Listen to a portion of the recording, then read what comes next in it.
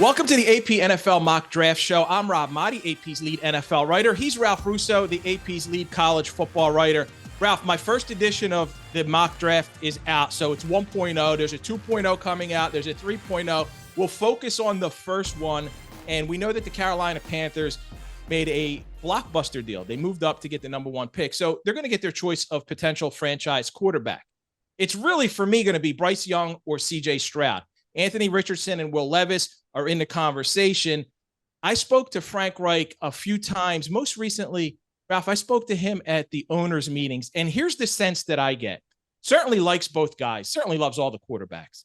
But I feel like there's not going to be a consensus in the room because you got a coach, you got an offensive coordinator, you get the owner involved, you get certainly the GM, he's involved, and the quarterback's coach, and everybody's going to have an opinion. And it's going to come down to who values what intangible, what factor more than another. So in the end, when you pull all these opinions together, you may not have everyone in that room in agreement on CJ Stroud or Bryce Young. So it's going to come down to which decision maker, who's got the most power, right? And certainly if the owner wants somebody, he can flex his muscles. He's the owner. He's paying the bills. He could say, hey, I want this guy or that guy. In the end, I went CJ Stroud from Ohio State because of his size. 6'3", 214 for me is a prototypical quarterback, right? And Bryce Young, what did he measure in at? 5'10", 204 at the combine. That concerns me because I know he didn't have any issues in Alabama. This is the NFL. We've seen guys like Drew Brees and Russell Wilson have success at that size. I like CJ's. They both have all of the other, everything else. They can throw, pocket presence, strong arm. For me, it came down to size, Ralph. So tell me why I'm wrong. Well, here's why you might be wrong. But I think it's interesting you talk about the decision makers making this a hard decision. I would deflect to the prospects is also what makes this a hard decision. Neither of these guys is Trevor Lawrence, is Andrew Luck, right? That's such an obvious prospect that checks all the boxes, consensus number one. And I think that's the reason why we have a bit of uncertainty here, not just because of decision makers, but who the decision is being made about, right? You have Young, who's a little undersized, but an incredible playmaker with a strong enough arm. I met Bryce Young for the first time before he even got to Alabama. He was going into his freshman year, and I'm not that big of a guy. And I remember standing next to him thinking, like, is this going to work? And he ends up winning a Heisman Trophy and is a spectacular player at the University of Alabama. I think both guys have an interesting piece of this evaluation in that they're both surrounded by great players, right? And I think you look at the way that evaluation takes place and you start wondering, well, how much of it is the receivers around him and how great is the circumstances that they are in that lift their talents. I tend to go more towards Bryce because I've seen him play and I find his escapability and things along those lines to be, hard to recreate, right? When things go poorly, I feel like Bryce Young can still make good things happen.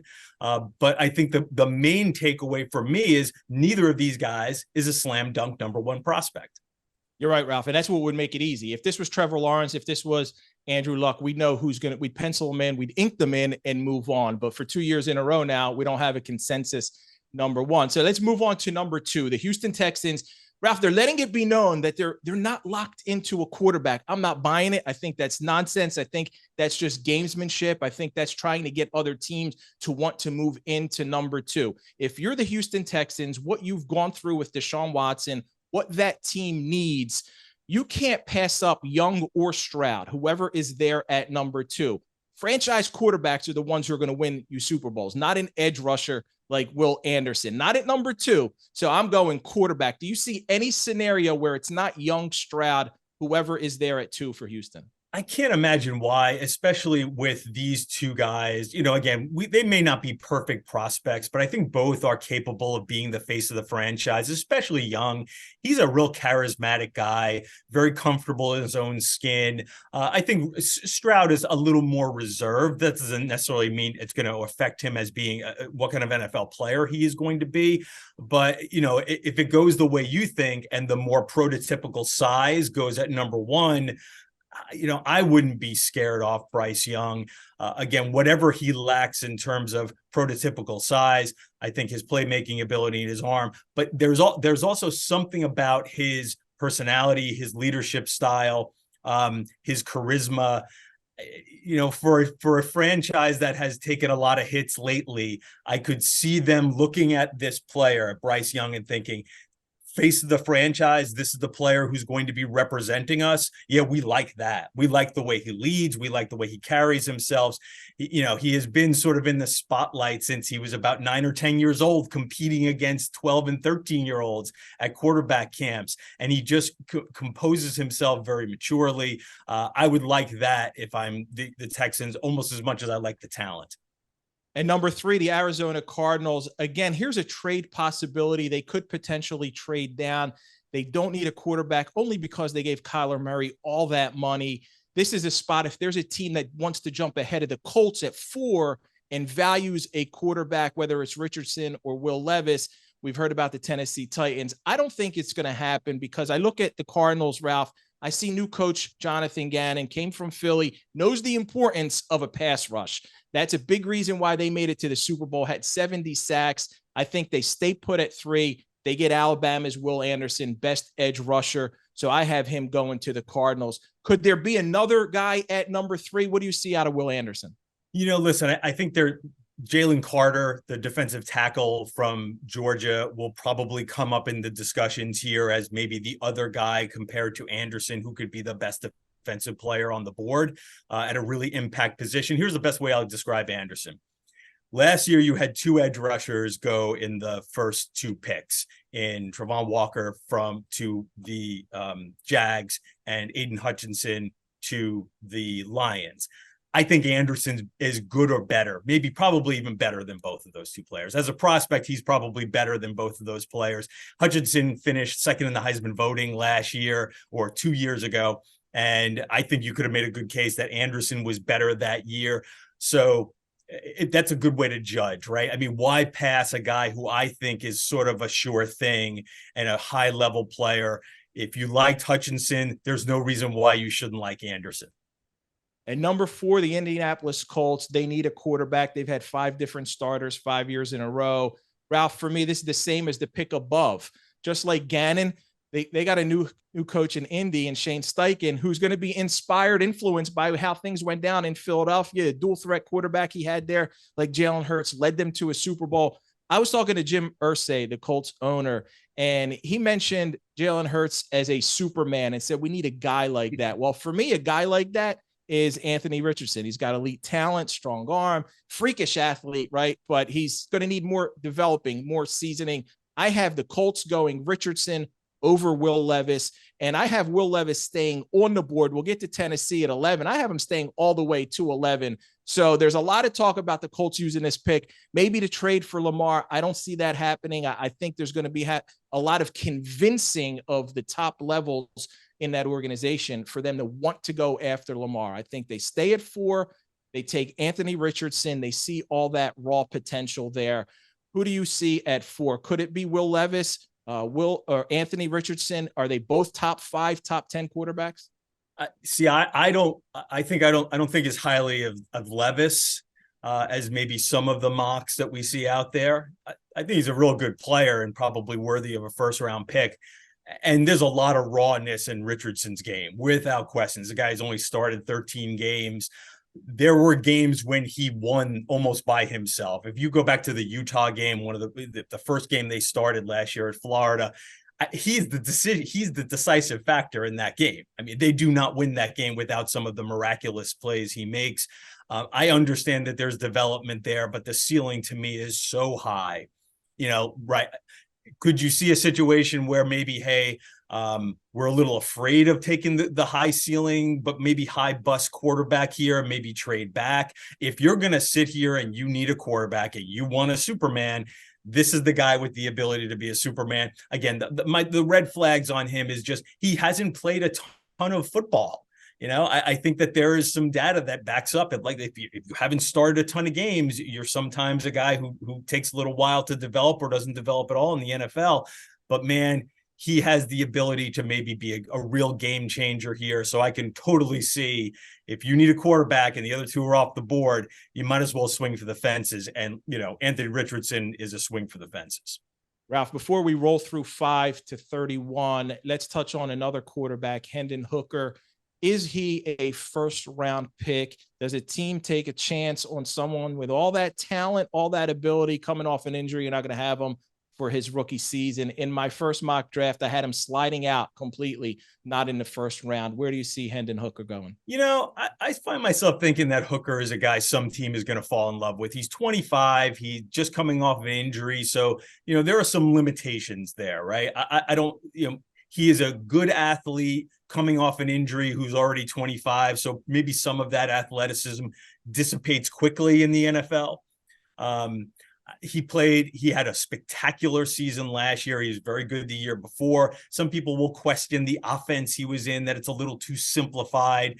You know, they're running a lot of go routes and it's one read. I think that the NFL has adapted to those offenses and incorporated more of the quote unquote college offenses.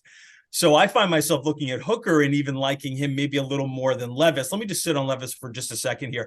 Again, big kid, sort of looks the part, good athlete. I think the reason why he's gotten a lot of buzz is his offensive coordinator his junior year was Liam Cohen, who is sort of from the Sean McVay tree.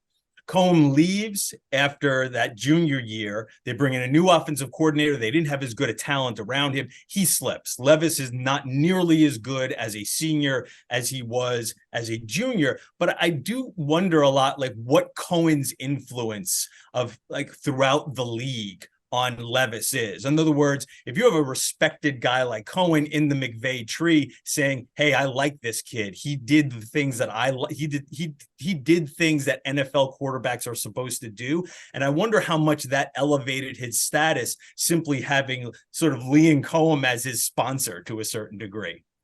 I want to add this about Will Levis. I heard some criticism, Ralph, about his body type, that he's too bulky. He's too jacked up to be a quarterback because of some of the throws you got to make. And I spoke to him about this. I think that's nonsense. I'm a guy who likes to get in the gym, and I don't think his body, like I would drool over his body before I say he can't be a quarterback in the NFL. I think that criticism right there, to me, Ralph, is nonsense. He also seems to be, again, you talk about a mature kid. You know, he had a lot put on him at Kentucky. He was sort of the face of the franchise, so to speak, in college at a time when NIL was becoming a big deal. And I think my impression of it was he handled that pretty well, wanted to get his teammates involved, was very cautious about how he managed his brand, so to speak. So I liked a lot of the intangibles there with Levis. I like a lot of the athleticism, but I also would see a prospect who played kind of inconsistent throughout his career.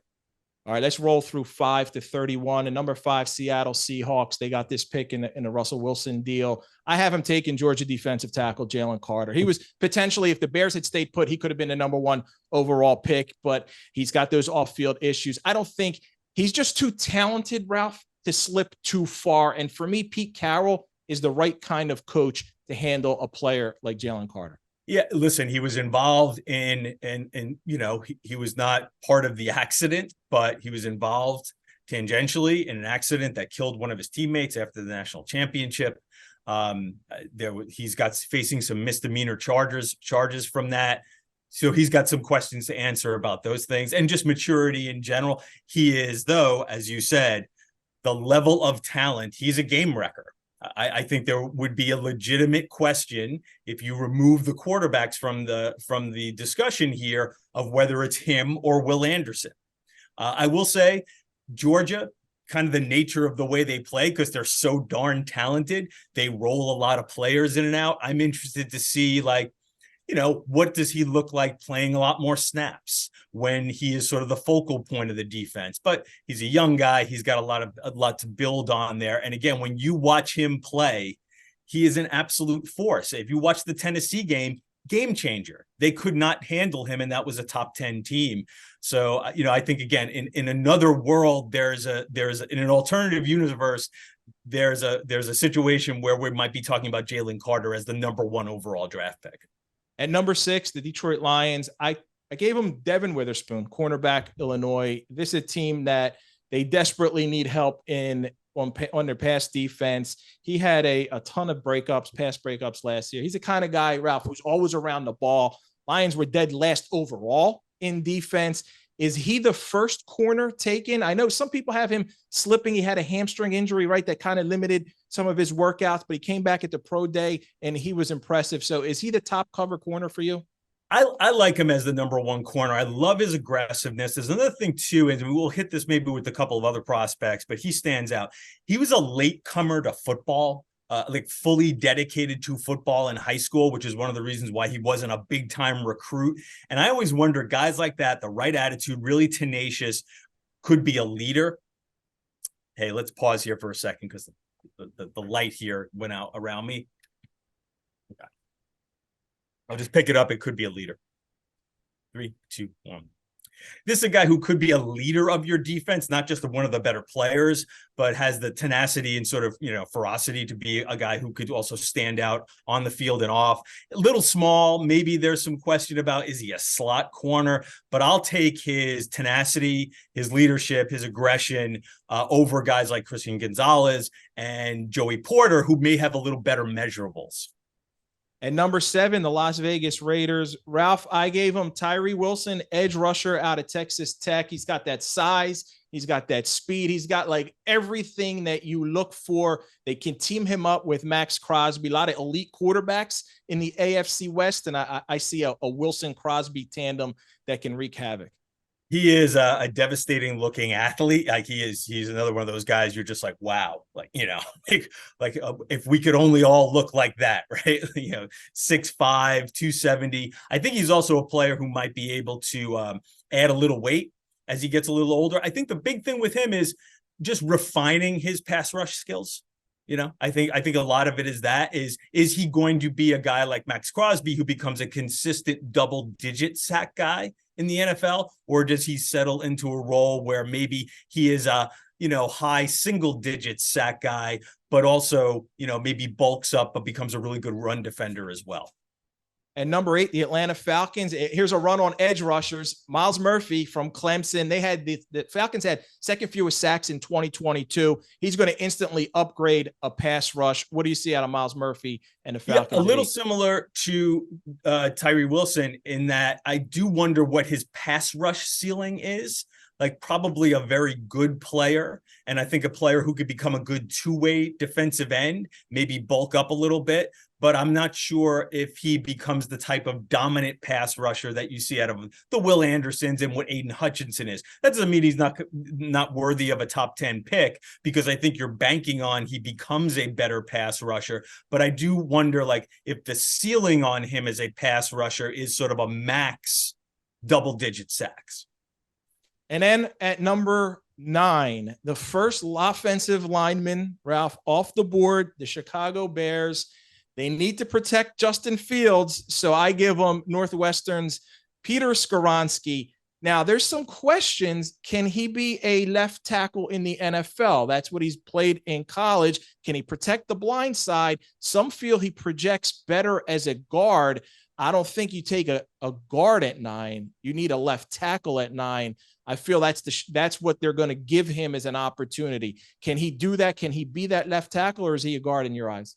Yeah, listen, it's one of those scouting tropes, right? Arm length. He doesn't really have the longest of arms for a big guy, and I think that makes people worry about him as a left tackle. I would say this. He faces some elite rushers and elite players in the Big Ten. The guys at Ohio State, the Zach Harrisons of the world, and guys like Hutchinson when he was at Michigan. And he has always seemed to hold up very well against high-end talent.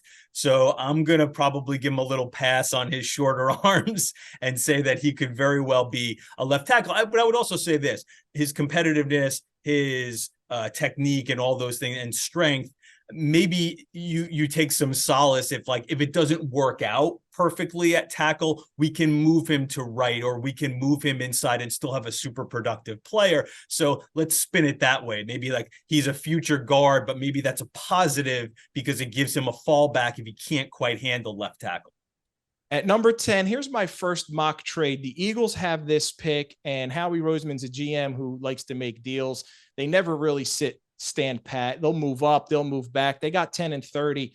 I have them moving out of 10, dropping to 12, and the Houston Texans jumping in here at number 10, taking in another edge rusher from Iowa, Lucas Van Ness. Now, Ralph, they call this guy Hercules. So he wasn't even a starter at Iowa, but a nickname, though, like that, there's no way he can't succeed, right? Yeah. Listen, he was also another latecomer to football. We wonder why did this kid not start at Iowa? And maybe they should have, quite frankly, got him a few more reps in there. But he was a hockey player growing up, and so he's still got a lot to learn about football. In my eyes, that often is a good thing. You see the raw athleticism and talent and the length and the power there. And if we can just get him a little more refined, I think he could really blow up. And again, if nothing else, I find myself thinking, because of that strength and power, at the very least, he is a capable 3-down lineman, right? Even if he doesn't become a pass rushing demon like we like to expect out of our top 10 picks, at the very least, he becomes a 3-down lineman. At number 11, already mentioned this, Tennessee Titans stand pat. They don't have to move up. I think Will Levis falls into their lap. And if he's there, they just simply can't pass up on him. You think that Levis is going to drop even lower, right? I do. I could see him going a little lower. But, again, it's the quarterbacks, right? I mean, if you need a quarterback who's left, okay, well, we'll take a swing on this one. So I kind of like the way you framed it, this idea of okay, this is the last team that needs one. And plus, he would also go into a situation where he might have a little time to develop. He might not be thrust in, which is probably the best situation for him. But again, I find myself not necessarily to dump on the kid, but I find myself a little more skeptical of Levis than the other three or the other quarterbacks that get mentioned in the first round here. But this seems like a place where there's a real need. And, as everything's about the quarterback. If you need one, you better get one, because you never know what you're going to find next year. At number 12, and this is where the Eagles made that trade with the Texans. So I have them in my mock trade taking Georgia edge Nolan Smith. Ralph, he slid off some boards down into even the second round. The thought was he's not the best player even on that great defense. Eagles last year took 2 guys from Georgia, Jordan Davis and Nakobe Dean. I know they value guys from elite programs. Is Nolan Smith, is this too high for him at 12? The weird thing about Smith is he was the number 1 recruit in his high school class. And I think there was this expectation that at some point he would become a Will Anderson type player, right? This guy who dominates college football. And he never really got to that point. He came back for his senior year, which was a little surprising, and I think was on his way to his best year and then got hurt. So he is a super high character kid. He is a crazy athlete who ran like a 4.39 40.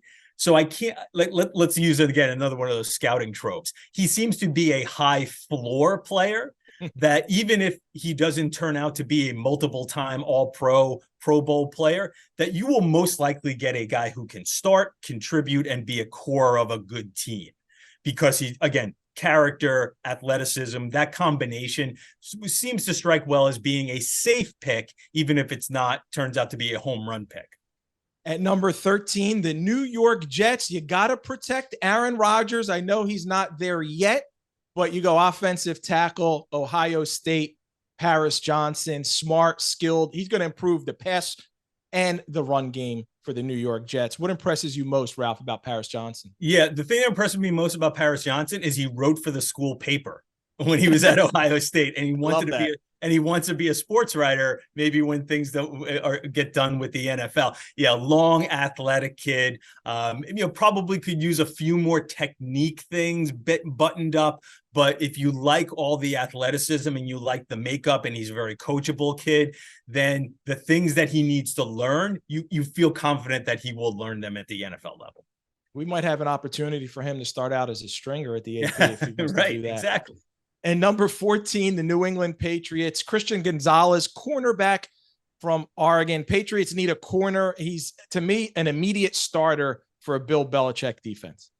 Yeah, I think the big thing with Gonzalez is he got lost in a bad defense last year. Oregon played pretty shoddy defense, but he was a good player, good ball skills, long player on a defense that really had a lot of struggles, which you see like why he didn't get a ton of like All-American accolades and things along those lines. He wasn't a finalist for a bunch of awards. He was a very solid player who got lost in the shuffle of what was a pretty poor defense. Number 15, I got another mock trade. The Packers move down, the Seahawks move up, and at 15, my first wide receiver goes off the board from Ohio State, JAXON SMITH-NJIGBA. Barely played last season, right, because of injuries. Excellent in 2021. You team him up with DK Metcalf, Tyler Lockett. Suddenly, Geno Smith has another dynamic option. There's concern, Ralph, about his size, I believe, a little bit about his drops and maybe some speed. 15 too high? I don't think so insofar as he is the most polished receiver. So a couple of things, one good thing, one bad thing, right? He didn't play last year, had a hamstring injury early in the season, and just never got right. But had such a fabulous season. And here's the good side. Here's the good news. When you talk about how good he was 2 years ago, his 2021 season, he had better numbers than Chris Olave and Garrett Wilson. He was the third receiver on that Ohio State team, but he was the leading receiver on that Ohio State team. Real technician. Again, maybe not the high-end speed, but a player, a fascinating prospect because of his path to the draft, but a real polished receiver when you watch him play. And both of those teammates worked out pretty well. Wilson with the Jets and Olave with the Saints. And I like that. Could be potentially an influence for some of the NFL teams when you look at the Ohio State program and the receivers that they've produced. At number 16, Washington Commanders, Joey Porter Jr., right ahead of the Steelers, who I'm sure are looking at this cornerback from Penn State. They get a physical corner here, son of the former Pro Bowl linebacker, Joey Porter. Certainly has the genes, Ralph. Yeah, I think if anything, maybe his style is a little too aggressive. Sometimes, he draws a couple of flags, but he is my personal, I don't know if he's the best quarterback, but I loved watching him play in college because he was so aggressive. He's got these go-go gadget length arms that you just feel like he's knocking down passes from 3 yards away. So a really intriguing prospect as far as I'm concerned, a guy I really enjoyed watching play. Number 17, Pittsburgh Steelers. Again, you got to protect your young quarterbacks. Kenny Pickett's blind side. So bring in a left tackle from Georgia, Broderick Jones. What's his potential? Yeah, good athlete. And again, from a great program, very good athleticism for his size. Again, there's some little concerns about sort of length of arms, height, and things along those lines. But I think he even though he hasn't played right tackle, and I think there's some concern about that. Like, wait, what happens if he doesn't work out at left tackle? How will he do at right tackle? Because he hasn't played there. But there's a good track record of Georgia linemen figuring it out. Number 18, the Detroit Lions. They need defense. Had him taking a cornerback earlier in the draft. I go defensive tackle out of Pitt, KALIJAH KANCEY. He ran a 4.67 40 at the combine. Ralph, it was the fastest time ever for a defensive tackle. I'm just sold right there. Yeah, I think there's going to be a tendency or maybe a desire to say, oh, defensive tackle out of Pittsburgh, a little undersized. Is this the next Aaron Donald? Okay, probably tap the brakes on that, but you can't help but see some of the similar traits that made Donald great could make him successful, and that explosion off the ball, very quick with his hands. Again, I think the speed and the quickness will make up for the fact that maybe he's not ideally sized in terms of bulk.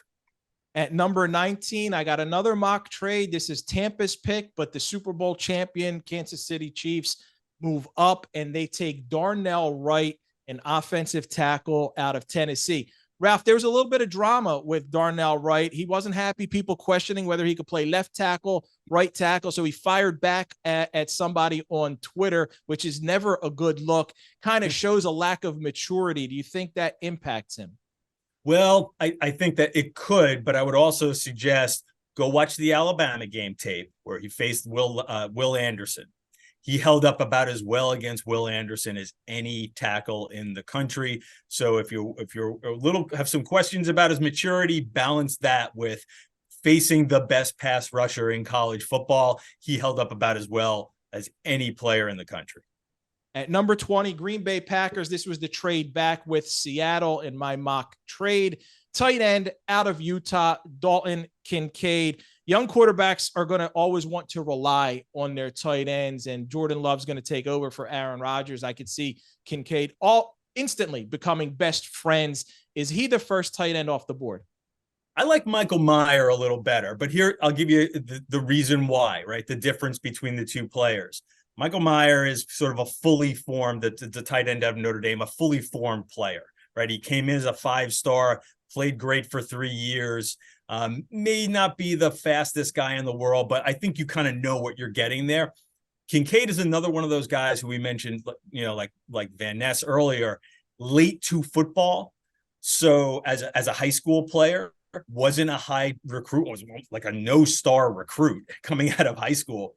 But I think where players like that become interesting is you start wondering, oh, what could he be like when he does get a little more refined, when we do work with him a little more about running routes and knows a little bit more of the subtleties of the game. He reminds me a little bit of Mark Andrews. Again, I think there's a lot more of the subtleties of the game that need to be cultivated there in Kincaid's game, but there's a pretty high ceiling there as well.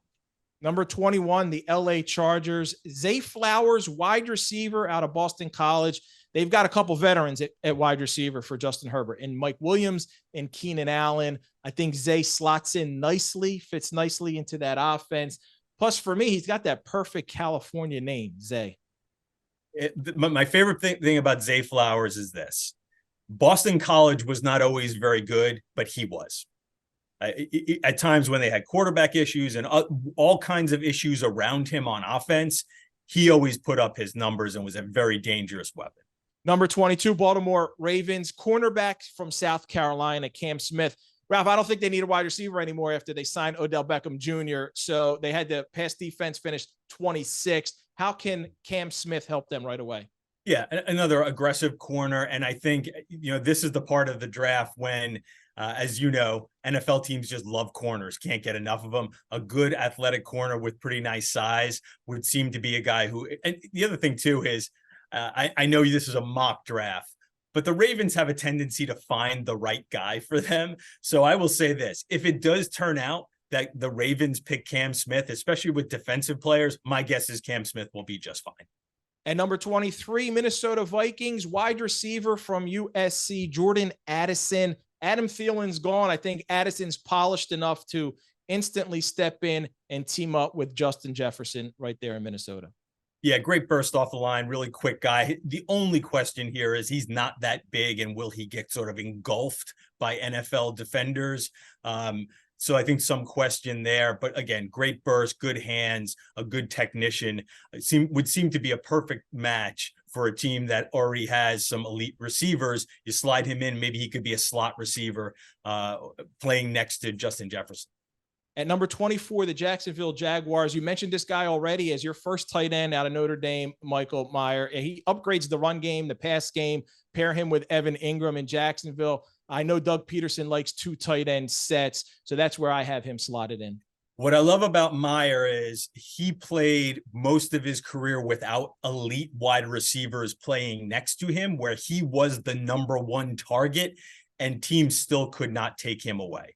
He was number 25, the New York Giants, wide receiver from Tennessee, JALIN HYATT. So they didn't bring back Odell.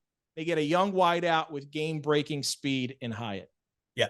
The biggest question about HYATT is one-year wonder type player, was really good last year, and maybe a little bit of a one-trick pony in that like deep speed is his game, and maybe he needs a lot of the rest of his game to be, you know, underneath routes and things along those lines to come along. But when it comes to game breakers, he was #1 in college football last year. At number 26, Dallas Cowboys, Bijan Robinson, running back from Texas.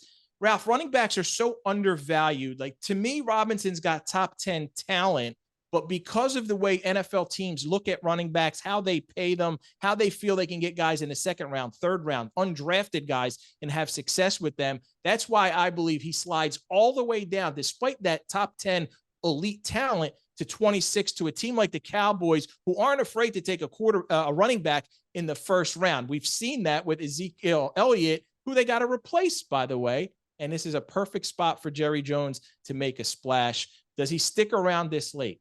Yeah, I'm a little surprised you had him going quite this far down. I could see him maybe slipping out of the top 10 again because of the discussion about running backs. There's been a lot of talk about where Saquon Barkley went a few years ago. Help me out here, Rob. Second overall, third. I know we're gonna have to edit that. Third overall. Okay, 3, 2, 1. Where Saquon Barkley went a couple of years ago, third overall, and you know, I find myself thinking Bijan is every bit as good a prospect as Saquon in some ways. He's a guy who can stay on the field for 3 downs. He can block. He can catch the ball out of the backfield. Game-breaking type player. I think he goes a little higher because I think the talent is so good. Somebody will be tempted to grab him before the 20s, somewhere in the teens. But you're right. As far as just pure player, a lot of people would tell you he's a top 5 player in this draft. And that's on me, Ralph. Saquon was number 2 to the Giants, but we'll move on to number 27, Buffalo Bills, linebacker from Iowa, Jack Campbell, the 2022 Dick Butkus Award winner. They got to replace Tremaine Edwards. Jack Campbell at this spot. Yeah, big guy with some athleticism, will be an impact player against the run. It's just a matter of how effective he can be against the pass. And you might be able to get some pass rush out of him too.